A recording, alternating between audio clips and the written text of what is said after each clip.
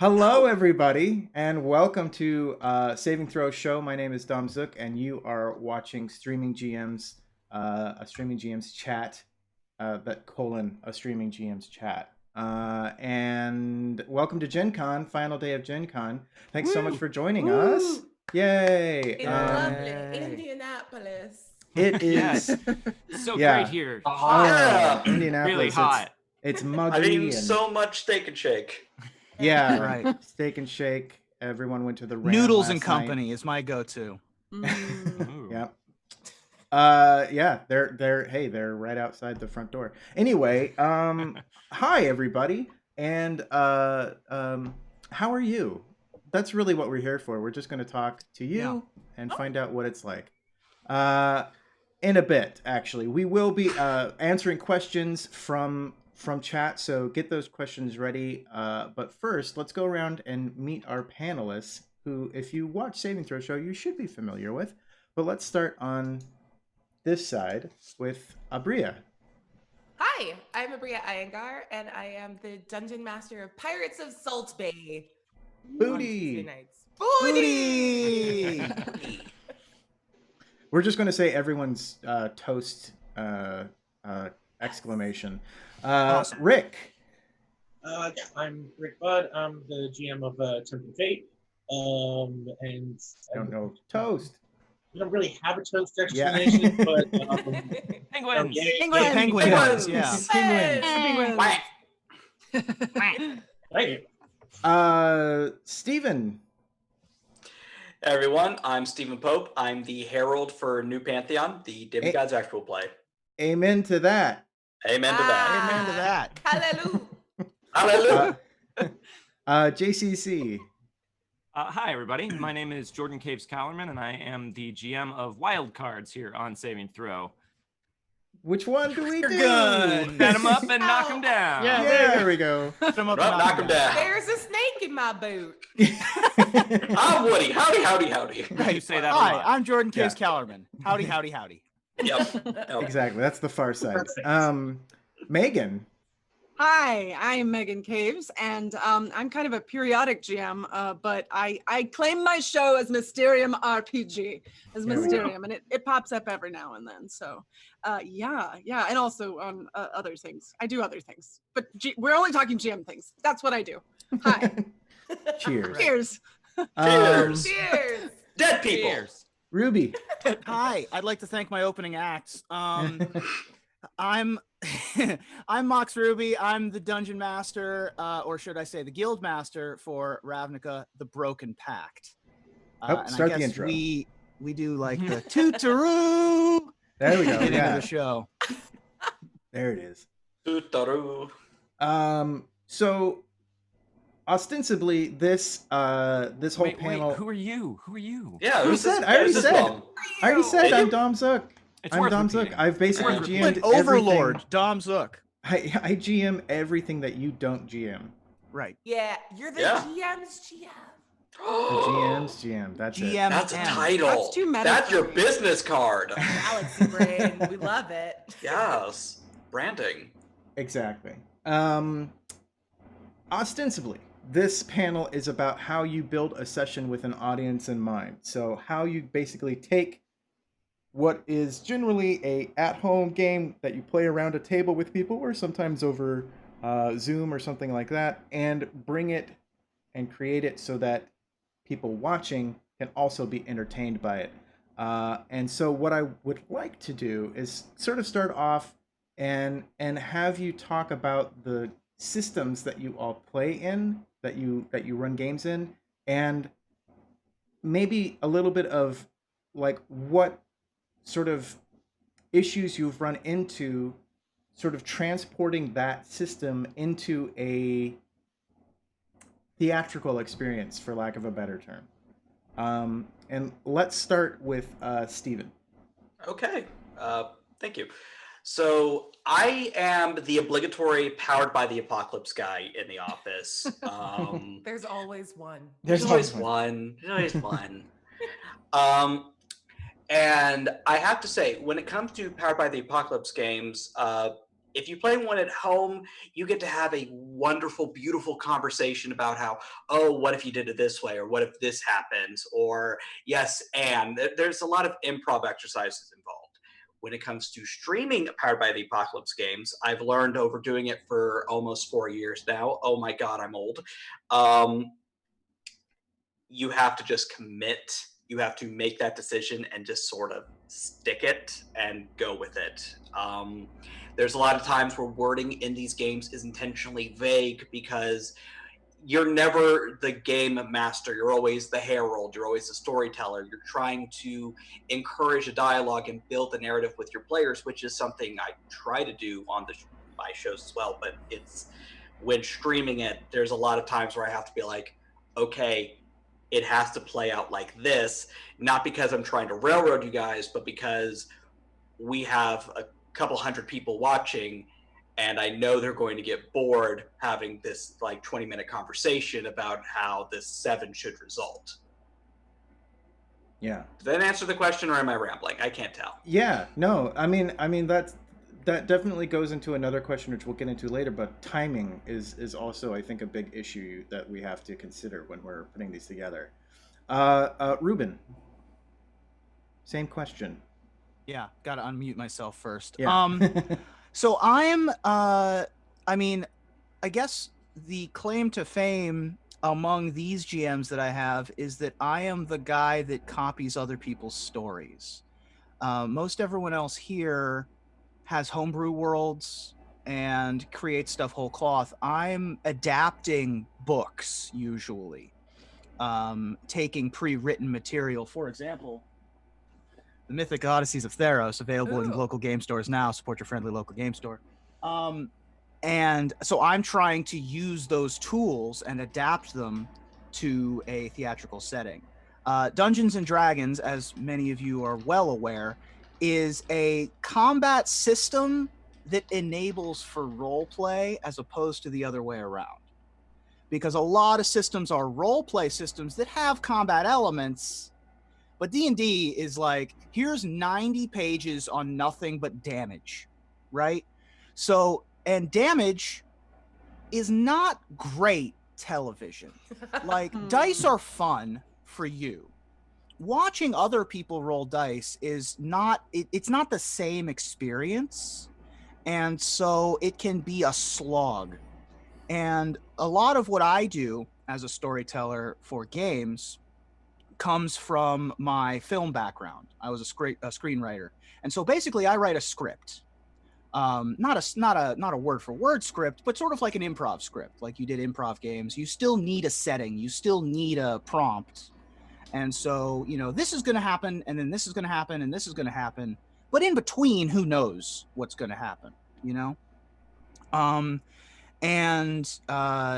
Time, the amount of time you have also is very important. Not every show can be, you know, like a Critical Role that goes on for 5.5 hours when you have a boss fight.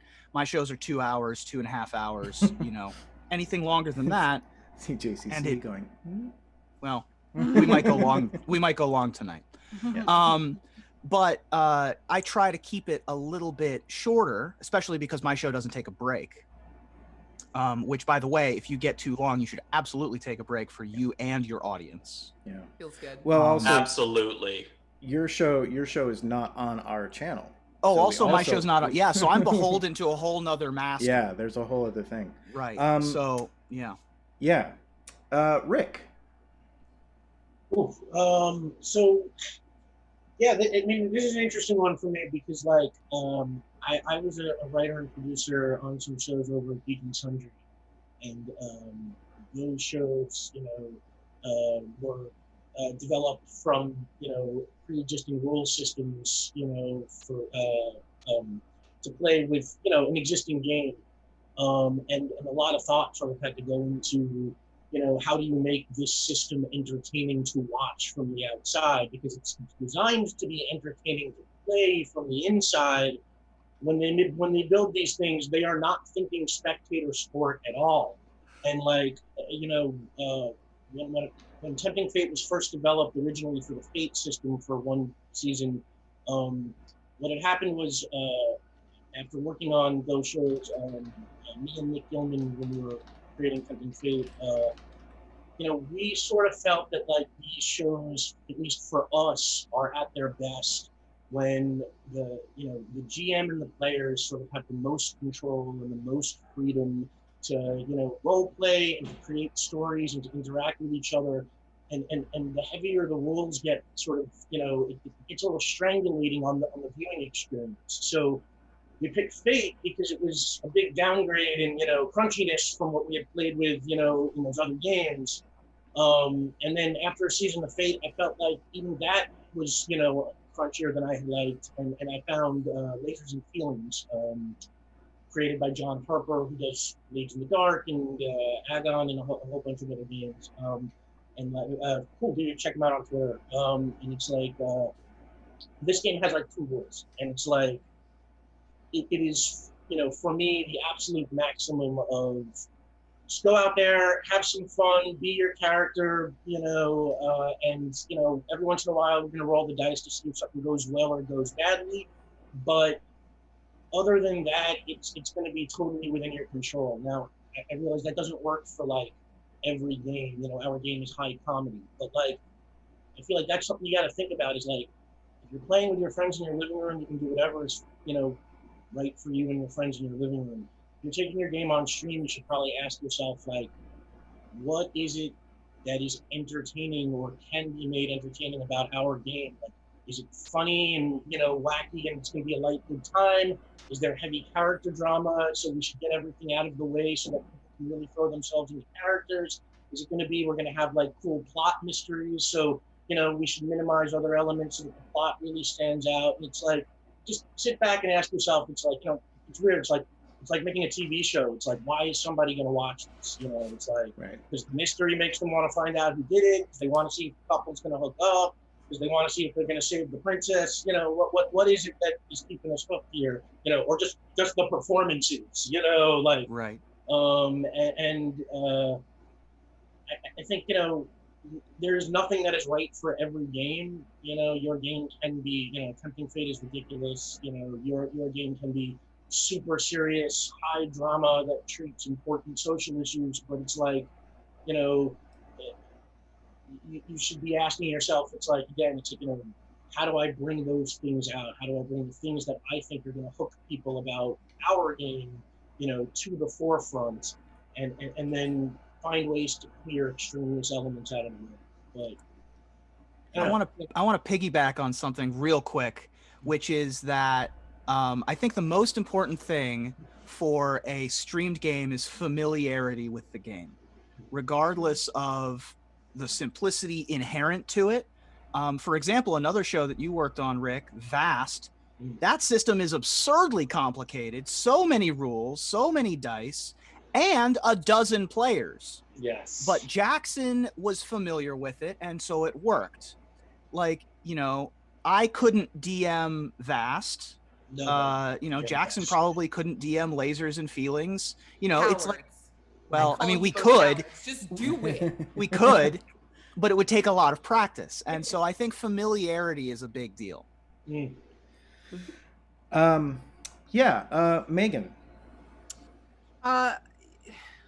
Well, so for my approach, coming from a theater background, an acting background, I approach it very theatrically. As a matter of fact, for me, adding the sort of performance element has really heightened RPGs, because that's a language that I speak and understand. Whereas for me, mechanics and rules are very hard to keep in my brain. So any of the GMing you've seen from me is usually very light on rolling, on combat, if there's any combat at all, and I really focus on the storytelling. But I agree with what a lot of people have already said here, is that I think the most important thing that you can do when you're creating a game for an audience is specificity, and tone, and then making sure everybody's on the same page. Because it's kind of like what Rick was saying. If you go, okay, we want to tell a dramatic, like in my case for Mysterium, that is a horror game with ghosts and creepy things. I don't want, it's fine to have like some jokes and stuff, but if my players and if I am not taking the world seriously, it completely ruins the horror. If you don't have that reaction and take it seriously, it's ruined. And the same can be said for a really funny game. If somebody starts getting really serious and pulling things down, it's confusing, and it's confusing as an audience. And there was one thing that I heard in my training that I really resonated with, and is essentially, a confused mind says no.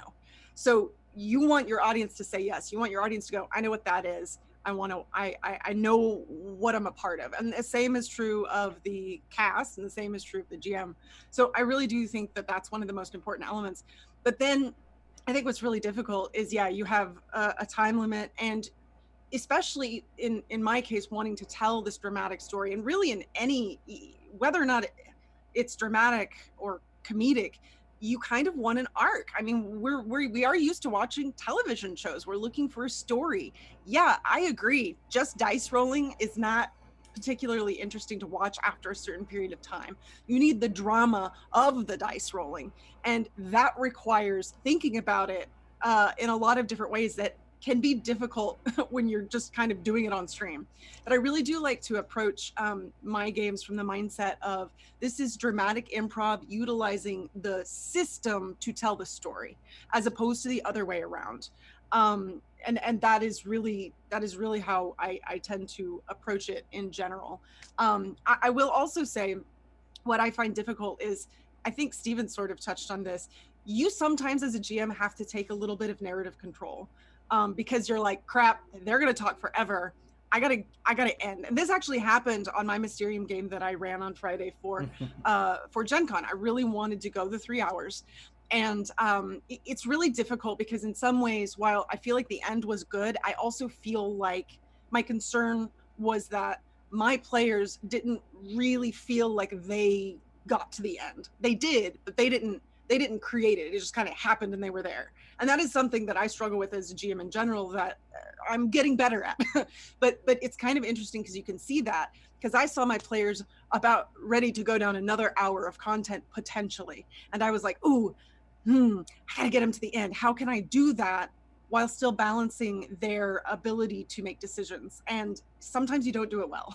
Sometimes you do, and you luck out, and sometimes you don't. So, there is not any particular formula. I think it's just something that you learn over time, and every time you do it, you learn more. Yeah. That is my very long answer. Good. Aabria. Sweet. This is very nice, because when everyone else talks first, you could just be like, per Reuben's last email. But I definitely... Yeah, I'm in the sweet spot for that. Yeah.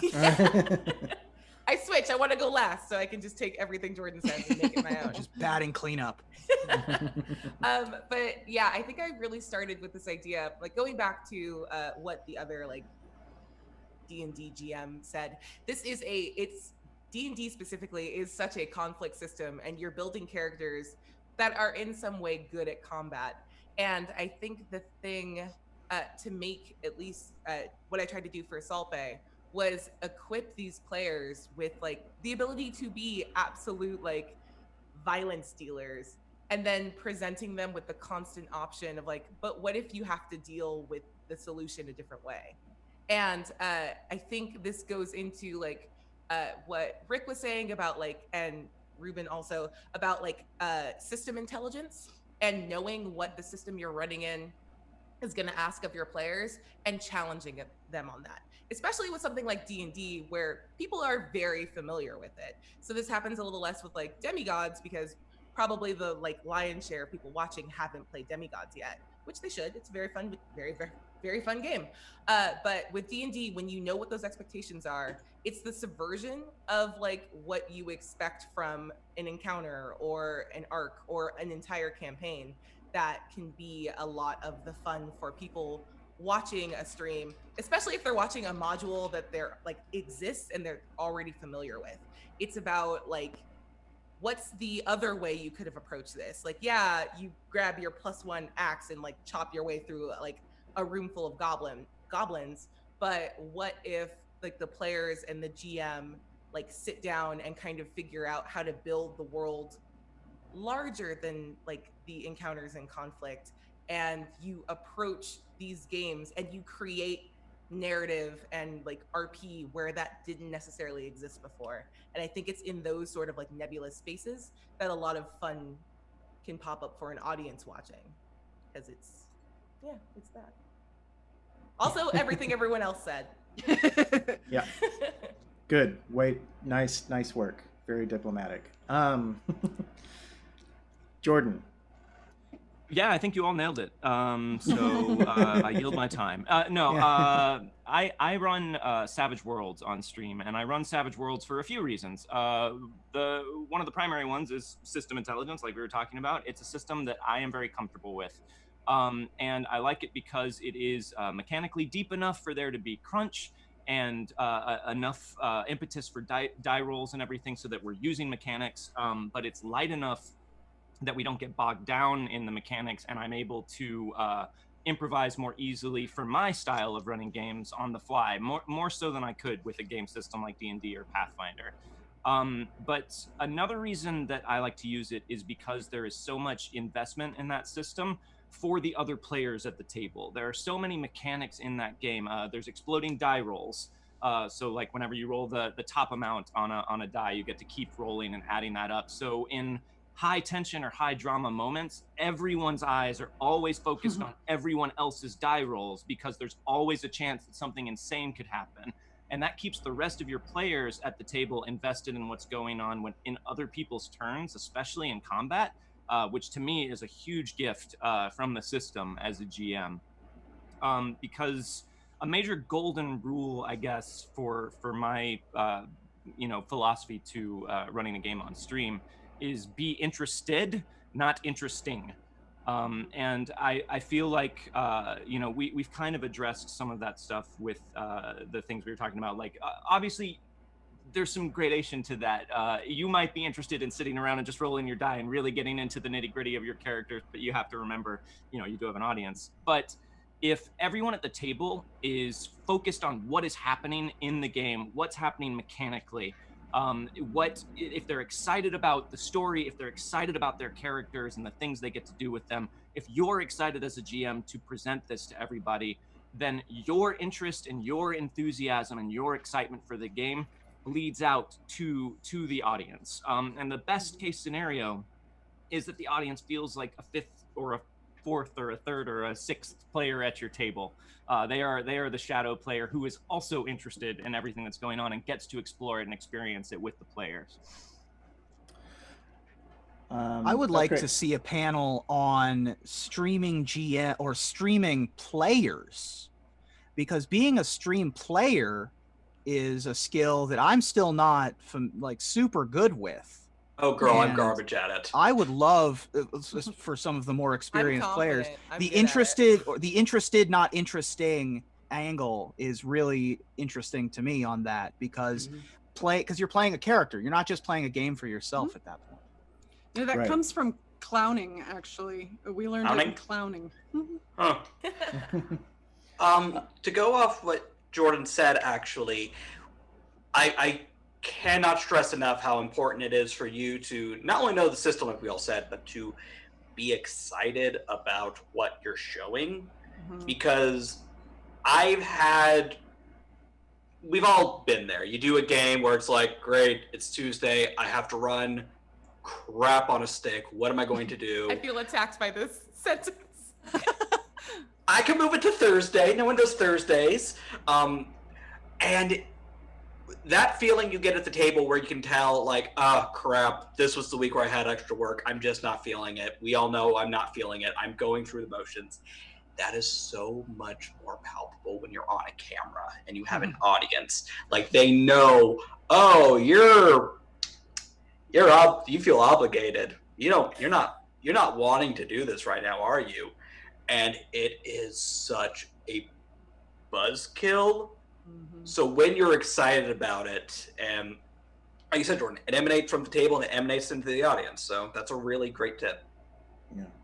I actually want to jump in and piggyback on this, because I think this is a really, really fair point. That like some days on both sides of the table, for what it's worth, like you just come in and your brain is somewhere else. I mean, it's the 198th of March, and we're all dealing with like an extra layer of like just brain stuff that's spinning in the background. So games are even a little bit more of a push through to like get there and be present and like exist in a moment. And a thing that I actually really like doing is on those days, like when we check in, and especially days as a GM for Solpe, when I'm like, hey guys, I'm a little emotionally compromised. Like, here's what we're gonna do. We're gonna play like the improv game of like, what's the game of the session?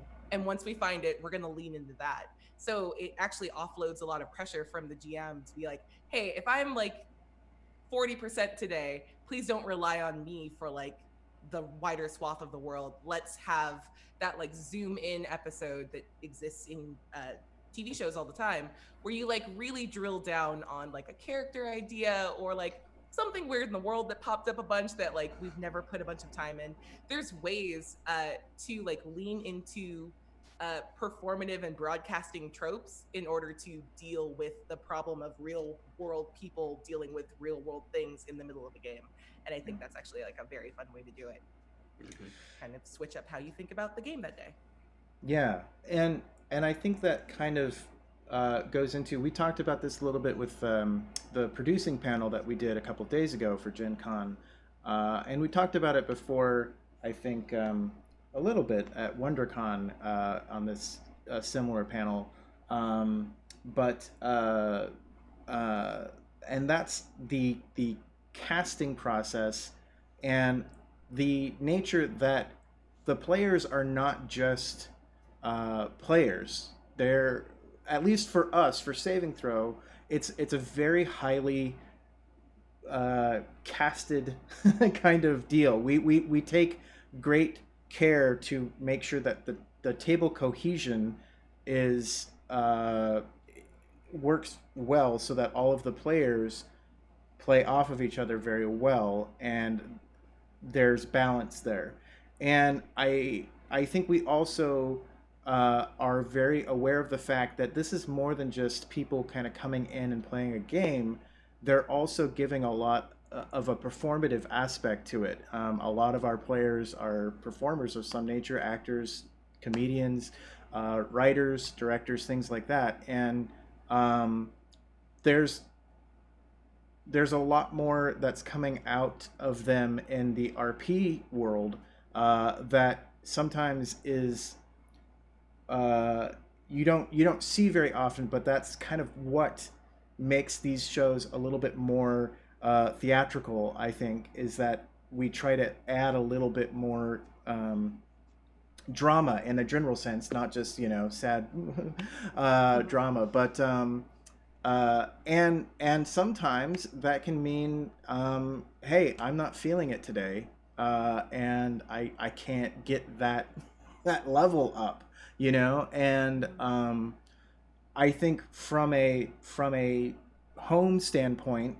like if a friend says, hey, I can't make it today, you're like, okay, and you kind of keep going. But in our world, you kind of have to go, like, show must go on. We're still doing this, and then, like Aabria said, like, you kind of take things back, and you kind of look at what you're doing and reset things a little bit so that it's functional for what your players are going to be able to bring about that day. Um, but yeah, I want to talk a little bit about casting, because I think that is sort of a scary word for people, and it kind of looks a little bit like, oh, this is pre-planned. This is, everything's going there. The only pre-planning is that we're putting people together that we know will work well together, and that's, I think, a really big issue.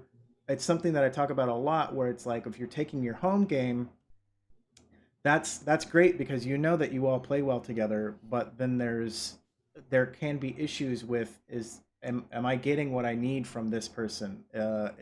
These two people often are at odds around the table together, and will that be okay to have on screen and stuff like that? And so we put a lot of effort into that. But if you all could talk a little bit about sort of cast cohesion a little bit, and how you deal with that for your games. basically how you divvy things out or whatever. And we're going to start with Jordan this time.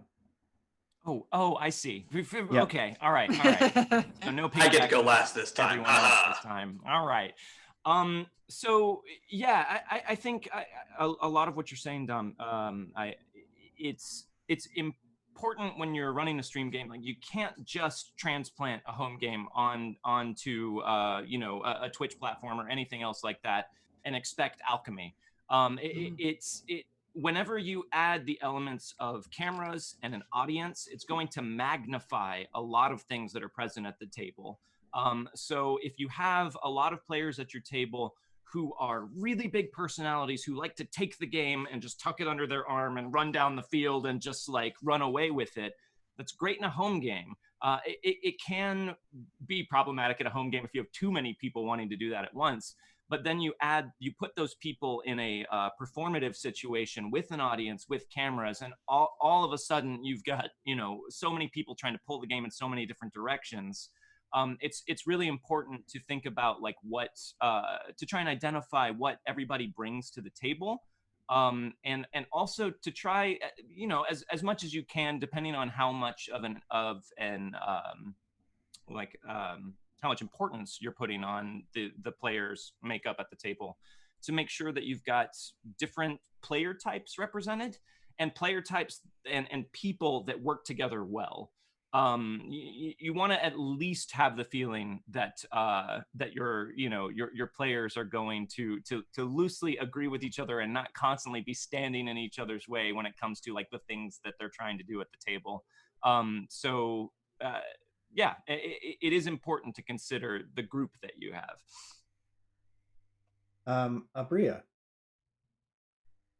Piggybacking off of what JCC said, I actually think about like the casting aspect. It's very much it's a very simple sports analogy. It feels like a basketball squad where you do need role players in every aspect. You want the one person that's going to be constantly like looking for like plot hooks for like their backstory, but those are usually players that are also interested in like connecting their backstories to everyone else. So you have this person that's like looking backwards constantly to try to justify everything. You always want someone that's like fairly plot motivated, that like wants to keep moving into the next room in the dungeon, that like keeps the group on track.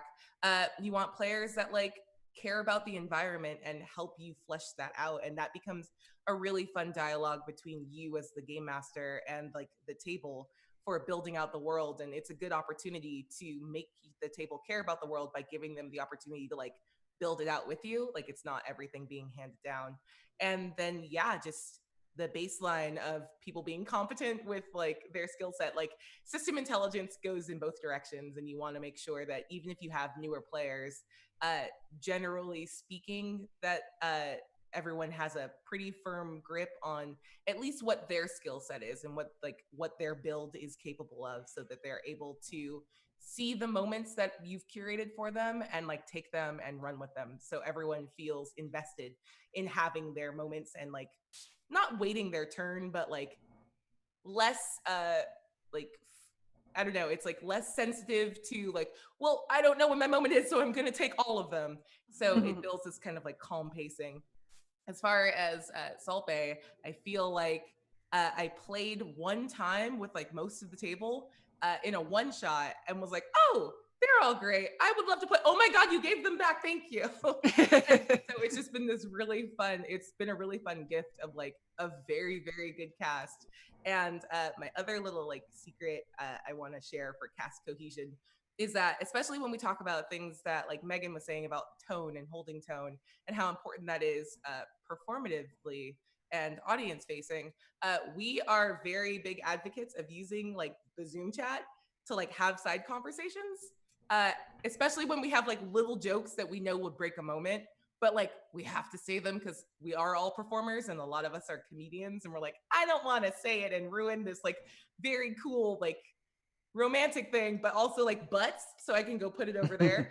And having this sort of side dialogue continues this idea of like building a bond at the table and furthering it in that way that like home games always can like jump in and out of like being above and below game. So having a sort of outlet for that is actually a really fun way of like keeping cast cohesion like very high throughout scenes, especially if they're like if people aren't necessarily like being focused on, because that's a thing that happens way more in stream games where you're like, we're really digging in on like this relationship or this like set piece, and it may not be your big moment. So instead of like checking out and checking your phone, which you would do at home, like stay invested in another way. And like the side conversation is actually a really good way to like add commentary and like stay like in the moment with the rest of the group.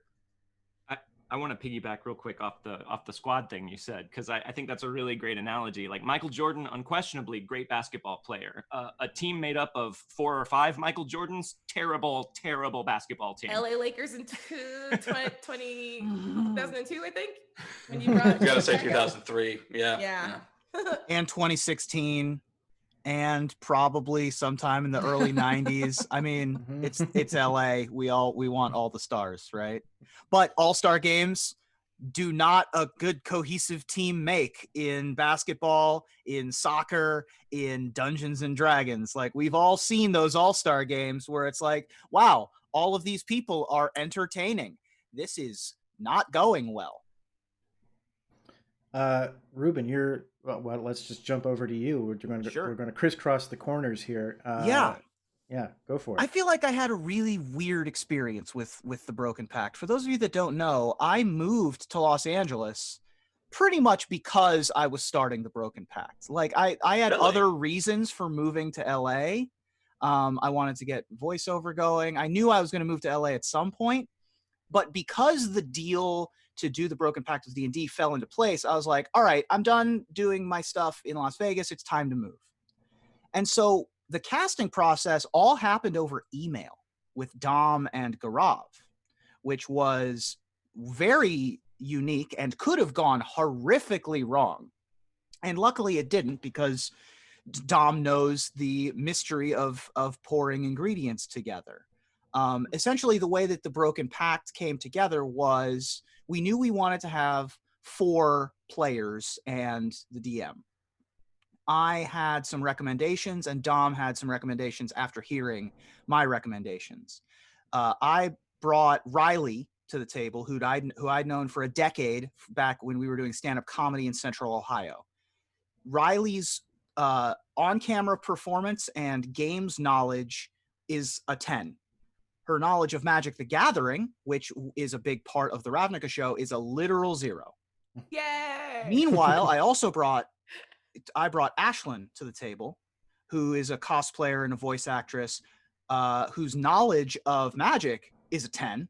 And at the time, her role-playing knowledge, particularly performed role-playing, was very low.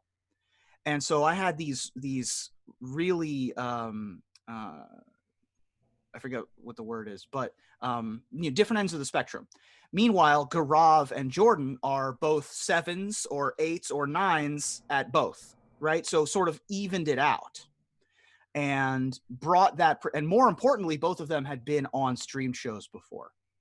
I think that the element of having a table captain, a player who's been on streams a lot, is important.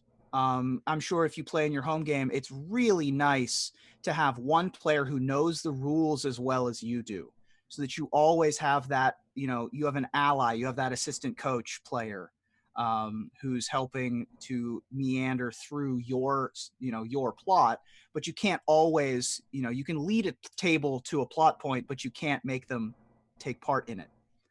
And I also, in addition to having one super experienced player, I always like having one brand new player, one person who's never done streams before, maybe hasn't even played D&D before, because you get that fresh naivete, you get that looking at perspectives differently and something completely random that no one else at the table would think of.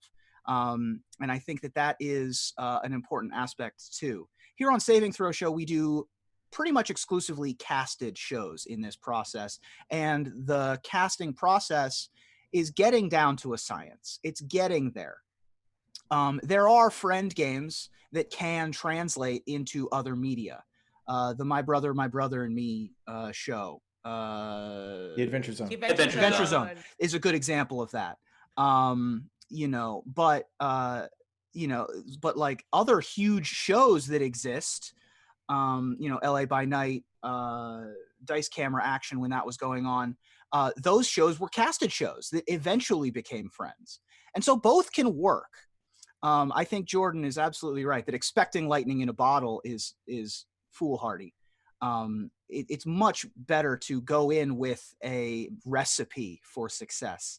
And I think that it's lucky in some ways that I was able to get a cast that wants to not only wants to stay together, but that the audience wants to keep watching. And when I say lucky, what I mean is it's the experience of knowing how to put a cast together and having the right ingredients at the same time. So it's not really luck at all. Yeah. Let's go with Rick.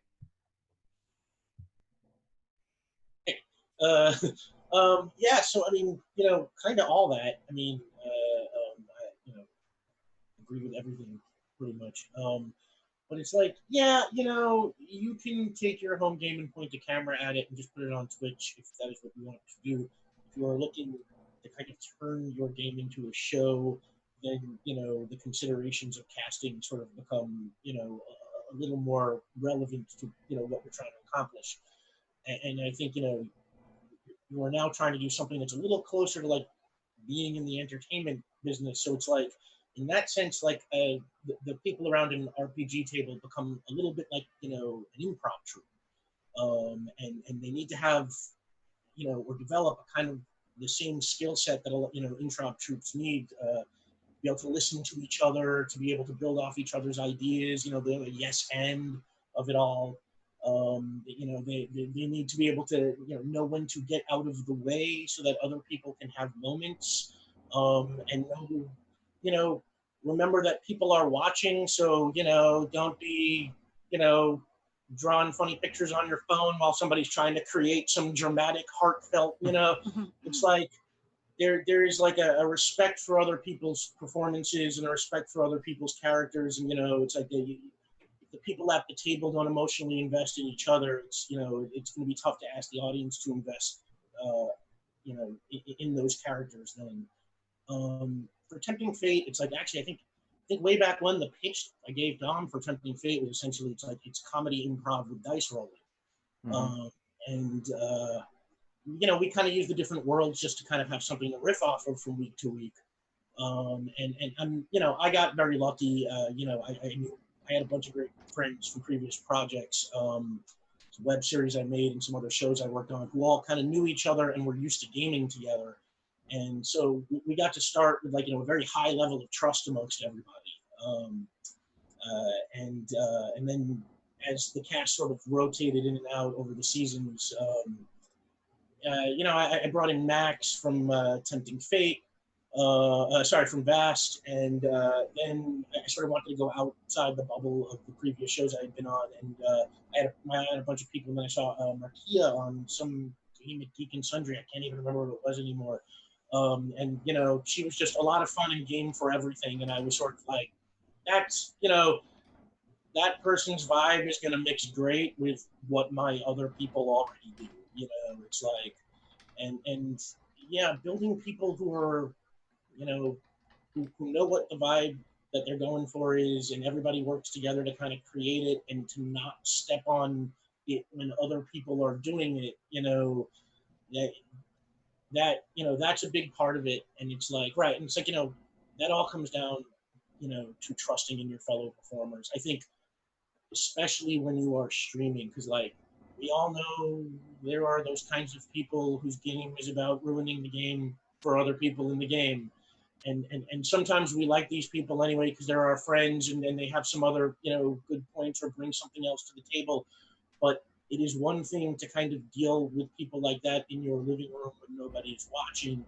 It is another thing to have to watch it play out in front of you on Twitch, which can be painful and awkward, and you know, and so, you know, because of things like that, I think, you know, when you are putting together a cast as opposed to, like, you know, just a bunch of people for a home game, um, you you really want to think about who you're choosing. You know, Mhm. you know, you want to give a little bit more thought to whether or not, you know, these are supportive people who will be able to work together and trust each other, and nobody's going to be throwing grenades around. I don't know. Yeah, I feel like I'm talking for an hour. Yep, it's been an hour. No, no, that's great. Steven. So I hate the casting process. I hate it. It is to me a necessary evil in the world, because I find nothing more anxiety provoking than trying to figure out, like, not only will these people be good on camera, will I like playing with them, and will I like them, or will they like me, because I'm a horribly insecure person. That's why I live in Los Angeles. Rick talked about trust, and to me, trust is the only thing that matters when it comes to having a stream show. Yes, you need to make sure these are people who want to play the game. Yes, they need to have the knowledge of it. Yes, they need to be able to understand, oh, I need to step back because this is Aabria's time to smooch the dragon. Obligatory in-joke. Trusting them, like, you can learn to be a better performer, but it takes a lot more effort to learn to trust someone. So that to me is, because we've talked about trying to, throw things in a pot, make alchemy, and pray your show works. If you don't trust these players, you're never going to even get close. So that is my biggest thing when it comes to casting. Yeah. Yeah. Do you have to say, I thought your first sentence was, I really hate the cast? And I was like, no! Yeah. Big mood, right? Big mood. No. I'll be a little honest. When I first started New Pantheon, I didn't know my cast. I had met Sandalev once at a Geek and Sundry party for like 5 seconds. Aki had just moved to Los Angeles. Eric was the only person I knew. Eric was the only person on the cast who I had years experience with. I knew Eric. I trusted Eric. Everyone else, I was like, oh, hi. Kill me. Hi. Yeah. I mean, for the first 2 weeks of casting, I thought that when I suggested Riley and Ashlyn, and then Dom suggested Gaurav and Jordan, for 2 weeks I thought that it was JCC, because I didn't know Jordan Pridgeon. I just did. I was like, oh, there's another Jordan. I mean, I like Jordan Caves from Wildcards, and then Dom was like, no, other Jordan. And I was like, oh, sure. Other okay. Jordan from Wildcards. We're everywhere. There's a Jordan in every institution in the world. Yes. There is another There's Jordan another. in Wildcards, but yeah. Yeah. We Jordans are everywhere. Megan. Well, I think that everybody's really touched on a lot of these, so I'm just going to kind of jump from that. And there's something that I think is really interesting. So whenever you're playing a game, say at home, you have 2 different sort of levels, for lack of a better way of putting it. You have your friendship, and then you have your characters. And arguably, you also have your sort of gameplay etiquette. When you're doing it on stream, you have your friendship, you have your gameplay etiquette, you have your characters, you have your business interaction, and your on-camera interaction. You have so many different layers of sort of almost personality or behavior or different people almost. And it's a lot, and it's very complicated, and it's very easy to get confused. And for better or worse, I feel like, I won't speak for everyone else here, but I've definitely had to learn some of this on the fly, because when we initially came in, I like to call it the RPG entertainment industry, is still kind of new. And there's not a lot of, this is how you do it. We have the thing organized for you. There's been a lot of figuring it out as we go. And when you do that, you have a lot of different people who have a lot of different ideas of what that looks like. So getting on the same page is really difficult, but also absolutely probably the most important thing you can do. And so I think through what I've learned, yes, trust and communication, and both of those things can be very, very difficult. Communication is one that I've run into, because it's not just communication as in like we chat about the game and things. It's also communication like you pissed me off when you did that. Checking And in. and then Yes. another thing is there's an added layer when you put a camera on people, that you are everyone is put on the spot. So if you as a player come in and you, for lack of a better word, shit on another player, you kind of put them in a place where they either have to start fighting or create some weird awkward moment, or you completely throw them under the bus on camera. And that's a much bigger pain. It's much more painful when you feel like you're on the spot. So why I'm saying that is that it makes the importance of trusting each other and considering each other even bigger. So and everyone at the table taking responsibility for that trust too. Yes. Like not just leaving it to the GM or one or two of the players, but everyone taking on that level of responsibility. Well, and I think along with that, so for example, I can pull theater to this. You have two different, I mean, there's a lot more than this, but two different style of plays or performances. You have the plays where there's a lead or there's a few leads, and then you have sort of your chorus. And then there are plays where it's an ensemble. Everyone kind of has their point. I really hate lead plays in general. I much prefer ensembles. And the reason for that is because there's an equality there. But within that, if you have a person who's like, but I'm the lead still, and it's about me, that's not going to work. You really have to approach, I mean, you should approach your home games, in my opinion, this way, but also on stream, it's so important to approach it from an ensemble perspective. So while your character is important and you need to take your space and you need to have your moment, you also need to recognize that you don't get to have your moment in space all the time, because you have other people at the table who also need their moment in space. And the reason also that that's so important is because it affects the way people feel. And if people feel like this guy's running over me all the time, and then you can't talk about it, you have trouble. And I have fallen into that. I've played in games that were trouble. I've played in games on stream that were trouble, and it sucks and it's hard. But I think that's the thing. You have to realize that if you're going to do this, it's a lot more than just your group of friends. And also, if you're a group of friends, you're going to be putting a strain on that friendship. And that's not necessarily a bad thing. You can potentially grow, but it can potentially ruin it. So everybody has to really understand that and be willing to kind of be humble and go through the what feels like battleground of working together. So realize that it's hard. And that's sort of jumping off of already have the casting process, because casting, you want to make sure you're looking at those elements so that you are setting yourself up for the best success when you do get into the battleground shit, because it is going to happen. It just is. The longer you go, it's going to happen. That's my advice. So many things that Megan just touched on, I wanted to touch on. So I'll try to keep it to one sentence each. First of all, I noticed that the Twitch plugin is in front of my face, like I'm Mike Wazowski. So normal television shows have a main character or two. That doesn't work with role-playing games. So it's very different in that kind of process. You're much more like an Agatha Christie, whodunit, than you are, Castle or whatever.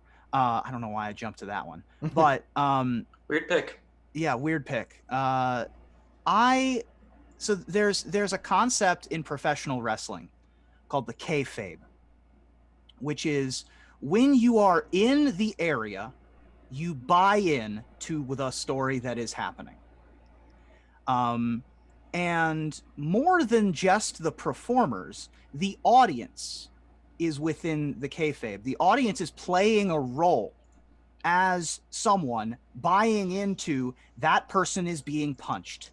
This person hates this other person.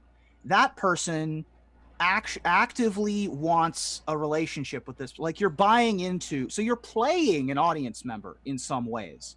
And that's kind of the relationship that we have with our audience. You're playing an audience member watching our characters. I mean, you're watching the cast and you can appreciate the performance of the actors, but you're also playing, you know, sort of like R2-D2 and C-3PO, watching the heroes and commentating on the heroes. So there's a weird dichotomy where you are both outside of the fourth wall and inside of the scene in some ways, especially on this show or on this channel, where you can actively interact with toasts and with re-rolls and with achieving medium goals and things like that. And the last thing I wanted to touch on is, personally for me, I don't love having lifetime tabletop players as my streamed players. I would much rather have LARPers, because LARPers are constantly performing. They are So in character true. for 40 hours in a row. Like if I have somebody who's been a vampire LARPer for 10 years, I'd rather have that than somebody who's been DMing for 10 years. In terms of a performance, they might not know the rules as well, but they will know the tone, the timbre, the speed, and the tempo of what should be going on in any given scene. Yeah, I wanted to say one thing too, just from my performance background, that I think is really, really helpful in this aspect of collaboration and of essentially giving the space and the spotlight to other people at the table. What you want to do as a performer is make the other person look good. That's what you want. You want to give them gifts. You want to give them whatever you can to make them look good. And then the agreement that you make at the table is that they'll do the same for you. Do you want to define what you mean by gifts there, Megan, for those of us who don't have performance Yes. backgrounds? Excuse me, we've all done like our series at UCB of improv, right? Right. We've all done. You guys in the audience have all done this. Yeah, no, you've Right. all flown Okay. Los Angeles, did UCB, Yeah, spent $800, bought the You're book. all groundlings here, right? Gifts are like, say you have another class, help me. say you have another player at the table who, like, I don't know, they are really care about animals, and this is going to be a weird metaphor, animals, and you see an opportunity in the game. You're like, oh my god, there's a stray dog that the GM just mentioned. I can throw this over to that player because I know that's something that's in their backstory, and I can sort of punt this gift at them and go, hey, I'm handing you this thing so you can jump off of it. And that requires trust and communication. And sometimes it doesn't work, and they don't have to take it. But there's something about that whenever you go, ooh, I'm sending something to you that I know is good for your character because we've discussed that. That can be just the most wonderful thing as an improver, as a performer, as a player, to be able to do that give and take. And it also it makes you feel good because you're like, oh my god, this other person at the table is helping me, I want to help them. And that in and of itself builds this really positive foundation between everyone. And I even want to jump in on gift giving, that it doesn't even have to be something that you necessarily like inherently and like implicitly know about the character. Sometimes giving a gift is just helping them figure out who their characterization is via your character or the NPC or something in the world, like offering stimulus, like just like, hey, I think that you're a very impetuous player, and like you as a player get that gift of like, okay, this character thinks I'm impetuous. Is that true?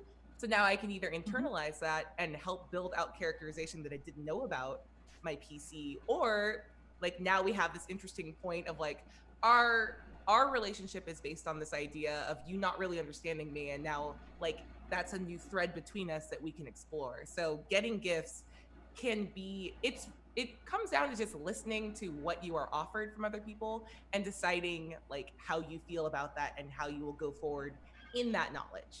Aabria said that way better than I did, so thank you. You're Thank good. you. It was No. teamwork. No, I wasn't saying it like that. I was just like, yes, Aabria, yes, that's in my brain, yes. I'd like to piggyback that and just take a slightly different direction, but like I would say the other way of giving gifts to people is just to give them a little bit of what they're trying to claim for themselves. So it's like if somebody's playing the big tough bruiser, when you interact with that person, interact the way you would interact with a person who, you know, might just rip your head off at any minute, and give them a little bit of like, okay, this guy is really scary. When you're interacting with, you know, the person who's trying to be charming or sexy or whatever. It's like, let them, let them succeed at the things that they are, react to them in the ways that they are, give them the reactions they are trying to get from people. And it will make everything feel richer immediately. Oh my God, I've- that is the basis of yeah. GM philosophy in my mind. And I love that. That is because I am not an amazing astrophysicist. I don't know all that stuff. But when the other people at the table treat my character like I do, I feel successful. And that's great. Yeah, yeah. I've seen this a number of times, even on stream. Often a lot of times on stream, but also at games off stream where someone is that character. A lot of times like that, they are they're supposed to be like sexy and all of this stuff, and everyone just kind of goes like, okay, yeah, no, and like their character's like, I look at him and I go, no, this guy's totally not sexy or whatever, and it's like, dude, that's how I built that whole character, and you just came by and said no. And it's like, if you treat it like a joke, then that person's not going to have a good time, and it's going to completely tank that party dynamic if the person who's trying to be that character can never be that character because you won't let them do that. That's an example of shitting on someone at the table. Yeah, exactly. Let's use another wrestling reference. It's called no selling. Don't do that. Yeah, exactly. Don't no sell. Don't do it. You're only allowed to no sell in combat, and only rarely. Okay, rarely. I think you're allowed to no sell once in your career. It's like a poet is excused one exclamation point in their entire pantheon. You get one no sell. Yeah. And never again. It's it is a really The Undertaker important would disagree. and it's part of that that communication that Megan was talking about before. And we do this with all of our shows for the most part, is we have either a session 0 or at least a discussion beforehand where we talk about the tone, as Megan was saying. We talk about the cohesion, the party dynamics, kind of what we're going for, where things are headed, so that everyone has that in mind, so that no one is coming into it going, I'm just going to go this way. I'm running perpendicular to what everyone else is aiming for, because that's what excites me. And it's hard sometimes when you have like a one shot and you have people coming in and they don't know what you're going for. One shots are so tough. Yeah, for that. But it's it is possible. So real quick, we've got a little less than a half an hour left, and I know that some of our cast have to run to other panels after this. Aabria, who's going to be talking more about Pirates of Salt Bay over on Hyper RPG. At noon, I believe, noon Pacific, right? 3 Yep. Eastern, and then, well, we'll talk all about what's happening after that. But first of all, I want to encourage you to turn in your tickets if you have not already. Any event that has passed so far or has already started, you can turn in your ticket. So if you haven't done that, if you didn't know you could do that, yeah, you can, and it helps us out a lot. It helps Gen Con out. It helps Saving Throw out by letting Gen Con know that you showed up and you liked, this is something that you want to see more of. So thank you very much for that. But we are going to be opening it up for chat questions. So get your questions sort of queued up as I ask one final question of the room.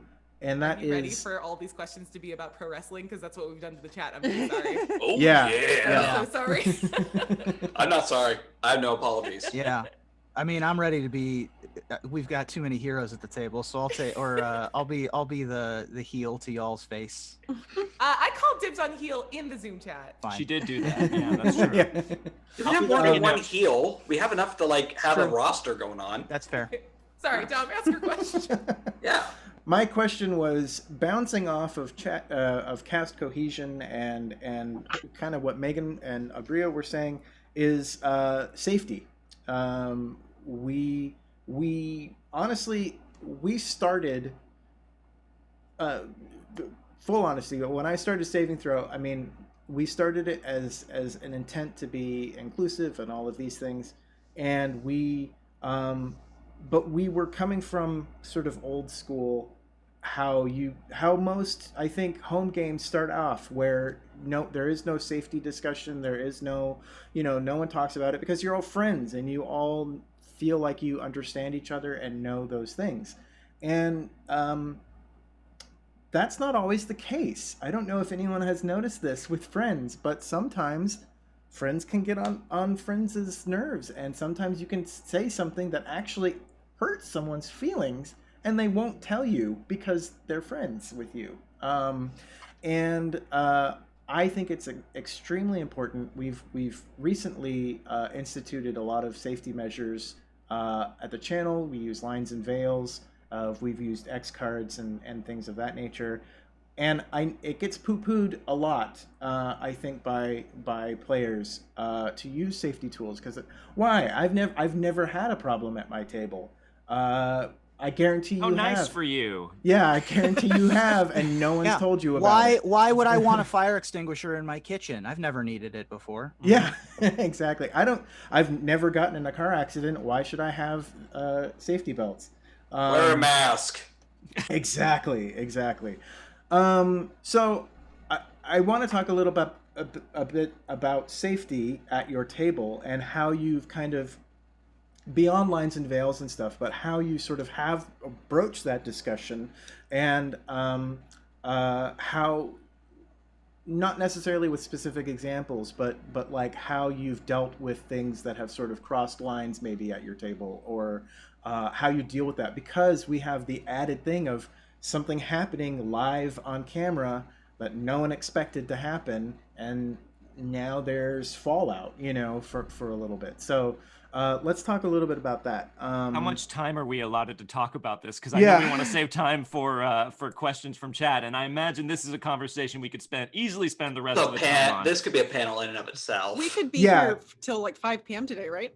Yeah, That yes. seems fine. That seems Yeah. Sorry, Stephen. No new Pantheon. It's just safety talk from here on out. Hey, fine by me. Let me grab a Diet Coke. Let's make it a thing. Yes. So we just a little bit of time. So sorry. I know this is a huge subject, but it's something that I wanted to broach. Who wants to kick it off? And then if people want to, All of right. us. Stephen. Sorry. Aabria, would you like to start? Okay. All right. So, a handful of things have become a little more commonplace recently. The X card, which is basically like, we're done, moving on, no questions asked. I had to use it in a home game recently, and it was not great, but I'm super grateful we had it. And also the open door policy. Basically, after a game, just talk to the GM or talk to the player, because this is an open door policy. You can always talk about the things that bother you, and you can always talk about what makes your people need to know your boundaries, and in order to respect them. Keep checking in. Keep checking in. One session with zero yourself discussion. and your players. Yeah. Because it's not a one and done conversation. The one and done conversation, like, okay, we're not going to talk about X, Y, and Z. Great. And then you're going to be 6 months later in the middle of a global pandemic, and you're going to bring up A, B, and C, and something that didn't matter 6 months ago, suddenly like, oh, my day, thank you for pooping in my soup. This is terrible. I'm going home. The conversation doesn't end after session 0. The conversation goes forever. So I will also say on that, that means that you have to both talk about when you have a problem, and you have to be willing to listen and take it in when someone else has a problem. And Amen. that like, whenever you lose one side of that, you're gonna run into trouble, because really you've lost you've lost communication and you are not engaging and holding that open door policy. And I've learned this the hard way, especially being a Midwesterner from conservative Southern Baptist background of no conflict ever. We never talk about anything and we just hold it in and then, grow to hate you over time, which is not healthy. I don't recommend it. It is, and then if you get a bunch of people who are doing that, you have trouble. So it is really important to realize that everyone at the table, the way they feel, no matter what you think about it, is valid. The things that they have trouble with is valid. And it is sort of like we were talking about. If you shit on someone at the table, if you shit on that, you're gonna have a hard time. Yes, that is my addition to what Stephen was saying. Yeah. Yeah. And I think along with that, lines and veils are super important. We have a dock for Salt Bay. It always stays open. And I remind my cast at the top, like, it's a living document. If anything pops up, even if it's just like, for tonight, I think no spiders because a spider touched me when I was walking down the hallway. So let's just not with that. And I'm like, okay, that's fine. Mhm. Like, having that constant dialogue is there. Going back to the Zoom chat, like, I use a lot of like checking in questions because there's a weird thing with Salt Bay. The tone is fucking buck wild because we have like Jimmy Buffett, Undead Winter Eladrin, but also like the big bad was me playing a psychological predator. So there's a lot of like, are you okay? Like we have like little like call signs, like you good? Like I can't tell if you're going for some sort of Oscar nomination right now or I've made you cry. So like, let's keep this dialogue happening. And it's really important, especially as you deal with more and more seasoned performers, that you're like checking in to make sure that the bleed isn't happening there. Yeah, bleed. That is the key. Bleed maintenance is a huge deal. You got to check in and make sure that your character's problems don't become your problems. And vice versa. That is a big thing that every DM, televised or not, should be adopting. At the studio, I've accidentally left a pair of yellow cards and a pair of red cards in that side table because I was a soccer referee. I use those constantly and put them on each side of the table because when you're performing in front of an audience, you can't necessarily say, hey, cut that out. But if you throw a yellow card, I know to go down to Ocean Avenue. No, I know to move on from the scene. And if a red card happens, then I know to just go to a commercial, go to a break. You also, the big thing for me is you need to have, especially as a DM, you need to have a willingness to be wrong. You need to be open to the possibility that you are not right. That you have something to learn in a situation.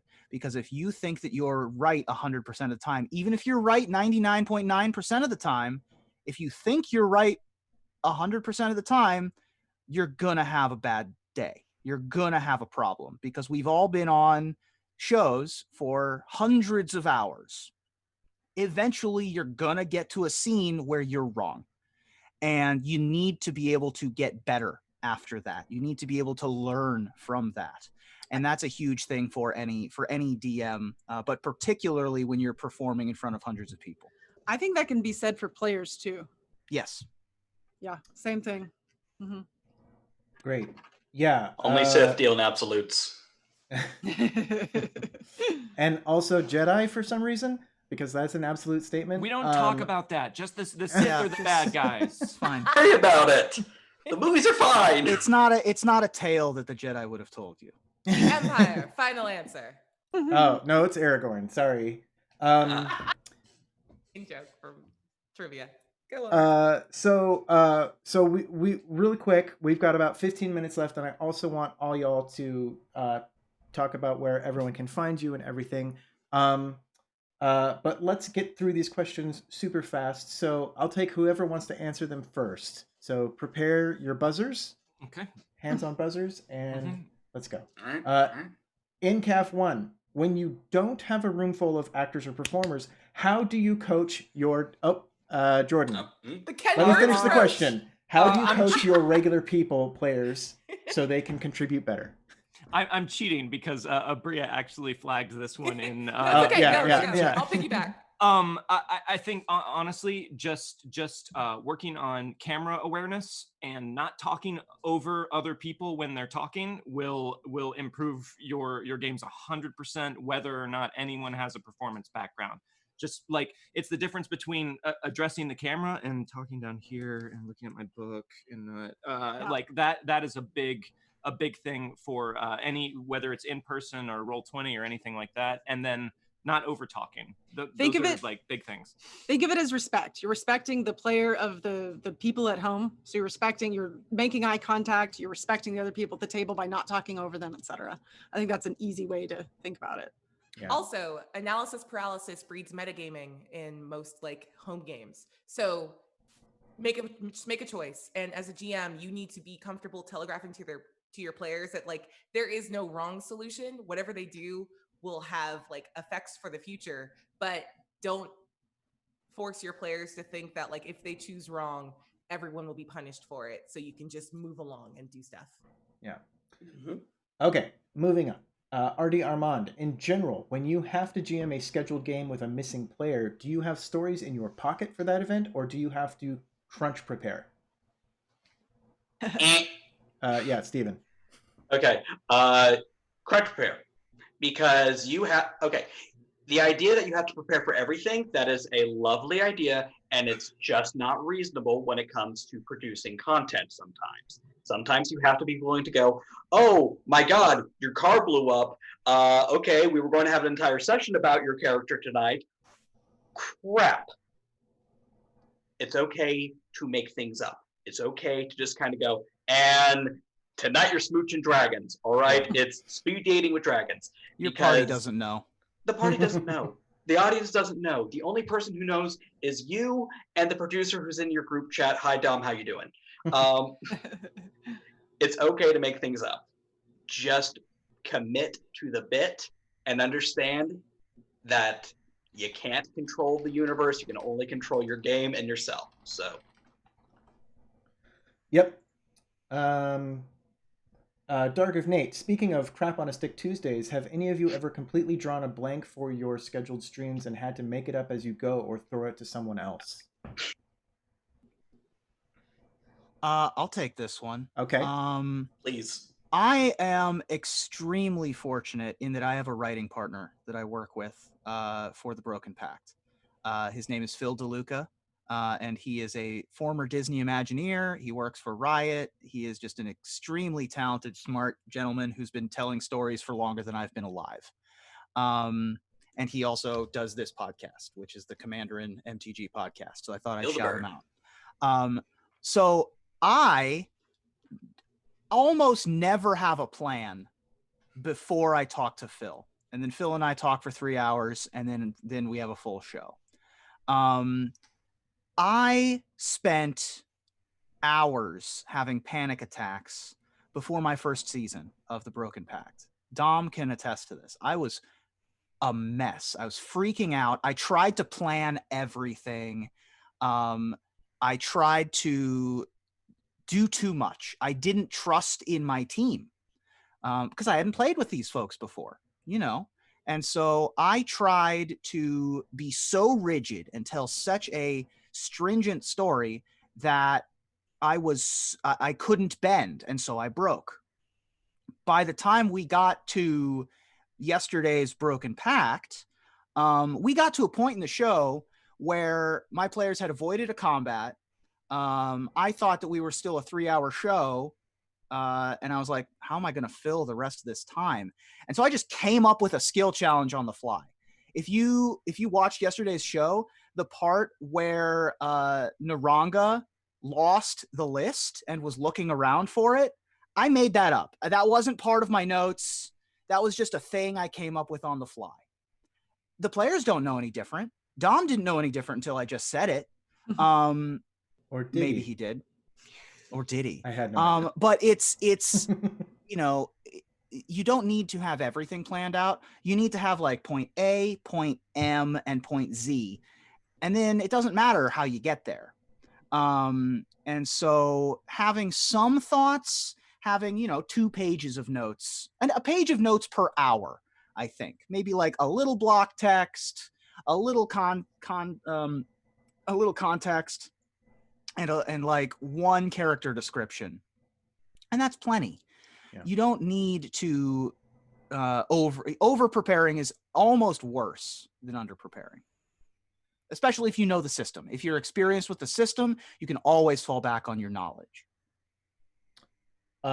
We've got like 3 more questions right now, and they're all really nice questions, so I want to try and get to them as quickly as possible. I'll keep my answers to one sentence. Yeah, no worries.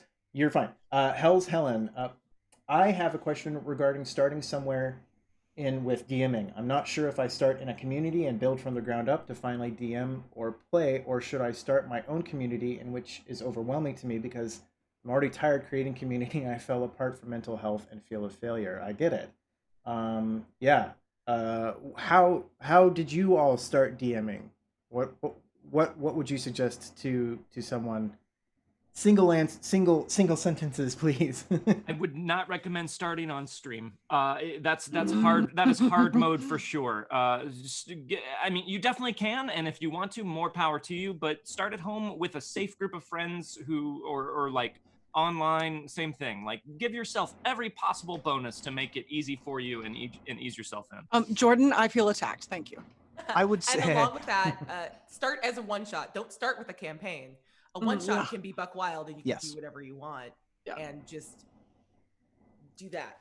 If you are a experienced storyteller in any system, you should have, of your 4 players, you should have 1 other experienced player. Then you can have a bunch of amateurs or new players if you want.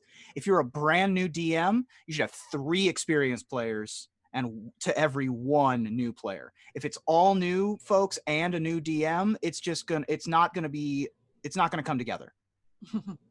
And also, if you're playing in a system that modules exist for, don't be afraid to start out by just trying to run a good module. It will give you an idea of the kinds of elements you need to have at the ready to make this stuff up for yourself, and then, you can start improving and getting advanced once you start getting comfortable with just like what it looks like. And my best campaigns 1000% agree with that. Yeah. Yes. My best campaigns have all started from one-shots. So just play one-shots until there's a story that everyone's like, I want to keep telling this story. That's great advice. And also, once you remember, even if you suck at this thing, no one's going to die. All right? It's just a game. It's all for fun. And if you're doing this at home, you know what? You're going to hang out with your friends for a couple hours. That's the worst thing that could happen. No one's going to get hurt. And once you take that pressure off yourself, it's so much easier. Players might die.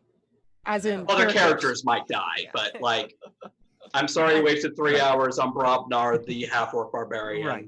Characters may die. I mean, but real talk, like, we are all very good GMs, and we have all sucked an egg and just been like, oh, that was nothing. Whoops. You're gonna bomb. There's gonna be a bad game. Yeah. And it's okay.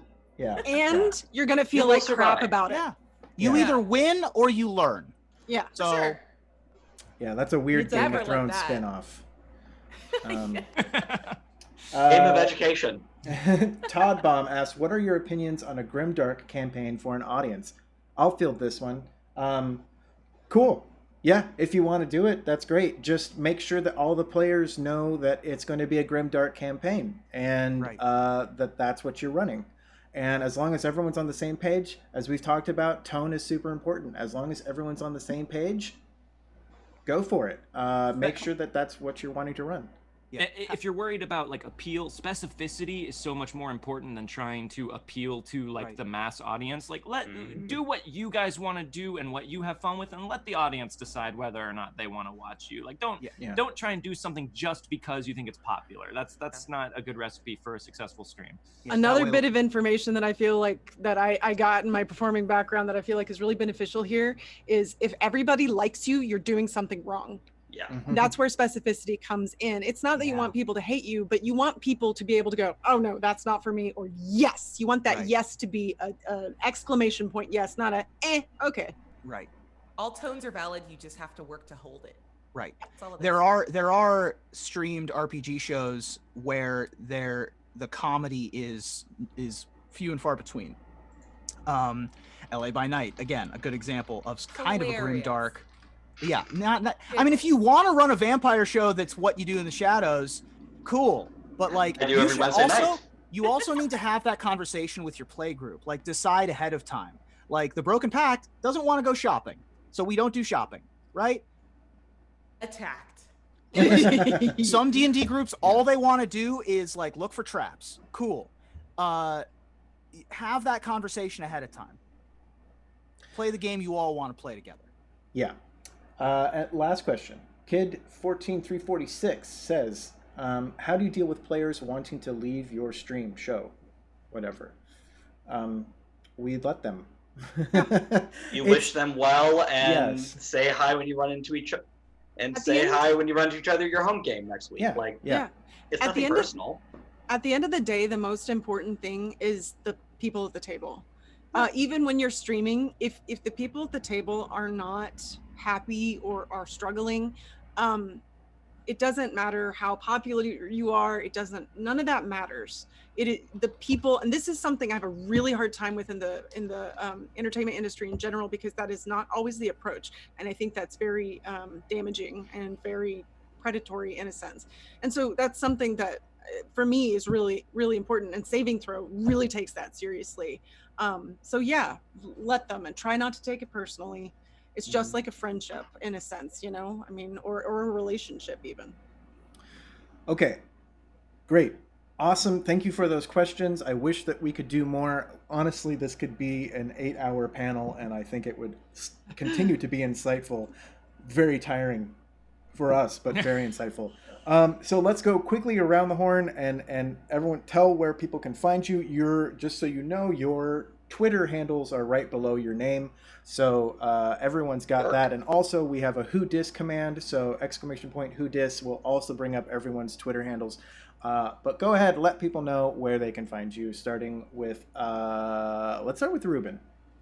Hi, everybody. I'm the internet's Reuben Bresler. You can follow me everywhere at MOXREUBY. I am the Dungeon Master for the Broken Pact. I am also one of the co-hosts of the Magic Mike's podcast, MICS, it's a pun, where we cover the week that was in Magic the Gathering. That's twitch.tv/MAGICMICS. And you can also catch me as the voice of American Eye, YouTube. So if you are bored in the house, and you want to watch some clickbaity YouTube videos where I tell you the top 10 mysterious buildings or whatever, that's you can go listen to my dulcet tones over there as well. Megan. Hi, yes, you can find me obviously at my, that is also, I'm also at Meghan Caves on Instagram. But you can find me on Wildcards. I'm producer and player over there. That is our Friday night Savage Worlds show that Jordan Caves-Callarman GMs.